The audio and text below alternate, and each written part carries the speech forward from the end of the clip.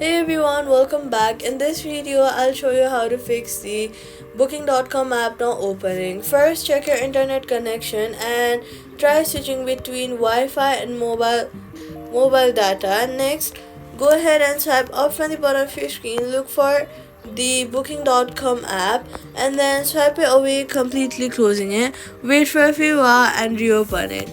Then restart your phone to refresh the system.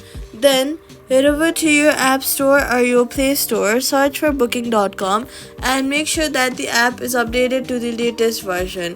If it still does not open, long press on the app icon, remove app, delete app, then delete the app.